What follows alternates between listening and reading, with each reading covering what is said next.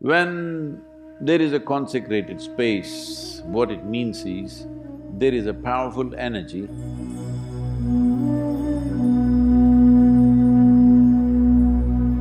You don't want to sit with your legs open like this, it could be detrimental to you in many different ways.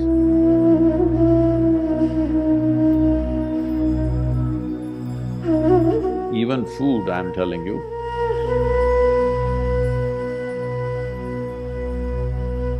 If you stand and eat, there are many negativities to this.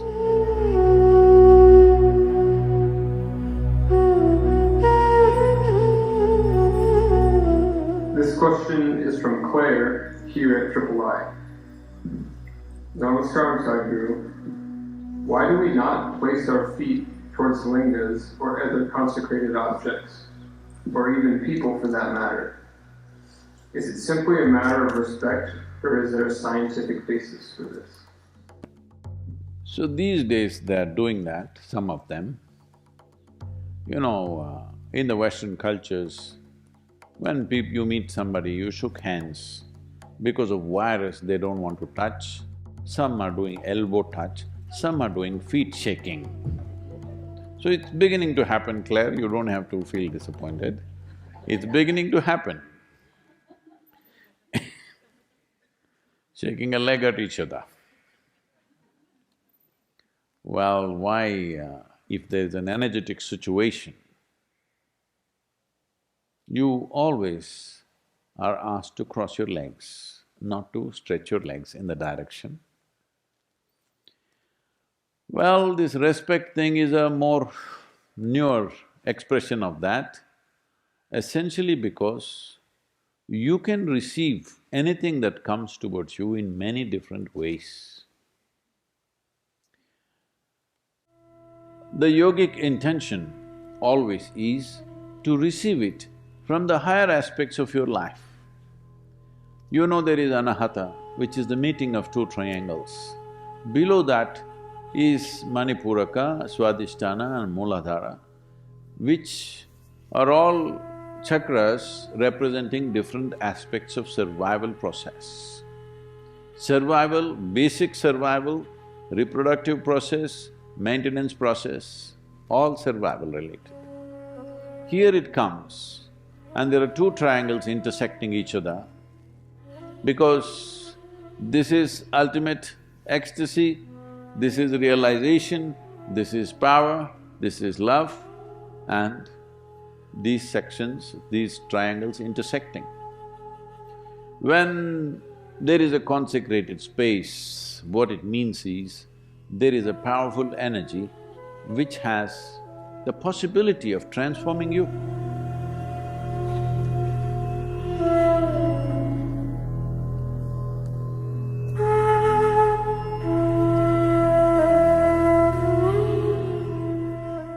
That energy must come to you always from the highest possibility that you can receive. You can receive from your sahasrar, it would be too fantastic.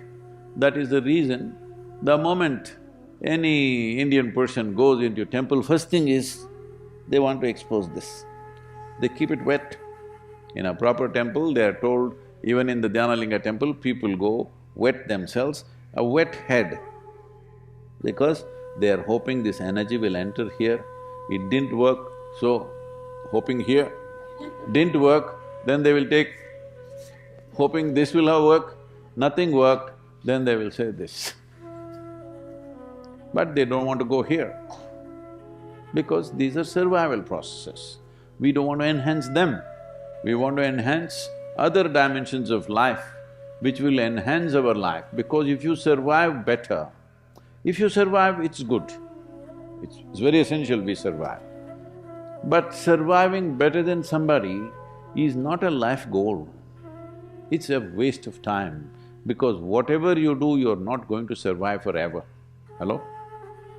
Whatever you may do, even minus the pandemic, you will not survive forever. So there is no need to invest too much in the direction of survival. So, because of this, the whole culture understanding this dimension, they created the societies in a certain way.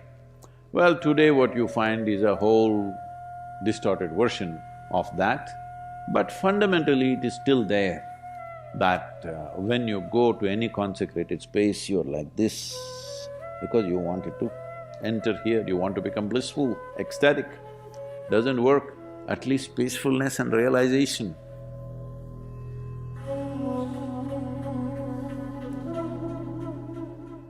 Balance and free from all kinds of poisons that are there in the world should not enter you. So essentially, you want the upper part of your body, above anahata, to be exposed to this. You don't want to sit with your legs open like this in front of a consecrated space, because that will attract a totally different kind of energy towards you, and that will work for you in a completely different way, which is not necessarily beneficial to you, it could be detrimental to you in many different ways. That's a reason when you sit in any space where you think there is power, there is energy, you always cross your legs and sit because you want to close the lower part of the body. If you do this, you know in some way you are close to people, isn't it? Hello? Ladies, you know this. Suppose somebody is talking to you, let's say a stranger has come, a man, talking to you. Will you talk to him like this? Hello? Well, some of them are doing it these days because they think what is wrong? Nothing wrong, you will bring a certain different type of attention to yourself. Well, if the man is decent, he will do this, if you are Indian, otherwise you will say hello and maybe shake his hand. And if he's acting little fresh, you'll say, yes or no? Because you know, you may not know intellectually, but instinctively you know what kind of postures bring what kind of attention to you, isn't it? Hello? Whatever culture you have grown up in, instinctively you always know because it happens in the body. It's not that we make up in the mind, certain things happen in the body. So certain cultures have very consciously evolved these postures that if you want to do this is how you must sit. It's very, very important. Even food, I'm telling you, if you sit in front of food, one advantage you have is there is a table between you and the lower parts of your body. But if you sit with food but with legs open, like many people are standing and eating, if you stand and eat, there are many negativities to this, because you must understand the longing for food is not just in your mouth, entire body is longing for it, entire body. Well, people will say, oh, there is nothing scientific about it, is my navel longing for food, is my genitals longing for food? Yes, it is. You may not understand, every part of the body is longing for food, but it must go through this route, isn't it? Hello? Similarly, there are other kinds of longings in our body, they must go through the right route, then only life works out in a certain way, otherwise you will distort life. So keeping your legs crossed whenever you see a powerful form is a very important thing, and also food. Food is a very powerful thing. Hello? If you have not eaten for 3 days, you understand it's a very powerful thing, isn't it? Hello? It is a very powerful thing, and you will see if you have not eaten for 3 to 5 days, every cell in the body will long for food. Now if you place food here, it's not just here, mouth waters, everything works. So it's important that your legs are crossed when food comes in front of you, but you have found another way, shielding yourself with a table. All right, if that is working for you. But if you're having food, you're very hungry and food is exposed to the entire body, this is not good for you. This goes for food because we consider food as a very powerful instrument, consecrated objects, and human beings who are of a certain power within themselves, you never open your legs and sit like this in front of them because that will bring a wrong kind of energy into your system. I'm asking you, is it good to shit? Hello, I'm asking you a question. Yes. But it must come out of a certain part of your body. If it comes out from elsewhere, it will become terrible, isn't it? Hello? Similarly, food should go in a certain way. Food going in is not only physical food going in, food goes into you in so many ways because the entire body is capable of this. I must tell you my experience.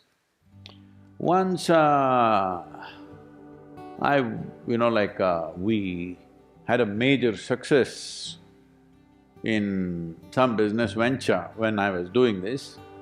So, I was always exposed to nature wherever possible. I've been trekking, motorcycling, all this, but my partner is a nice city boy. So we decided that we will go to a place where there was a reservoir, like a dam, and there's a big lake, and there are small, reasonable-sized hills.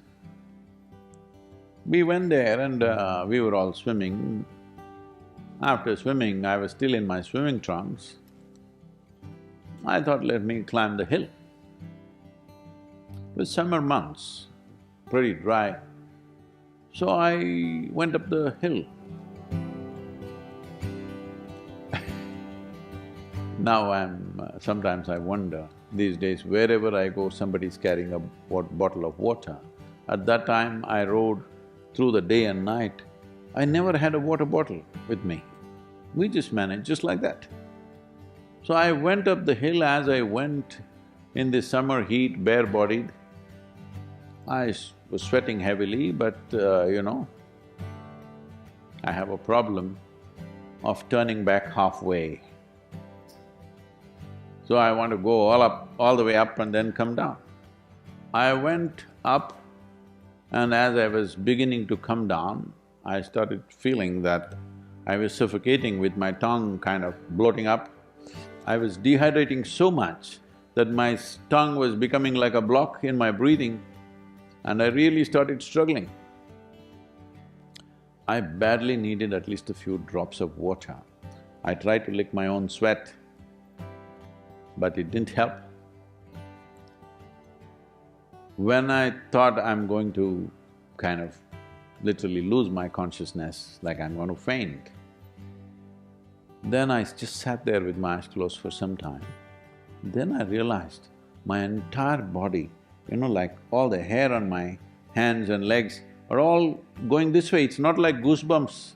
Goosebumps means this will rise this way, this will rise this way. I just saw that all the hair pointing this way.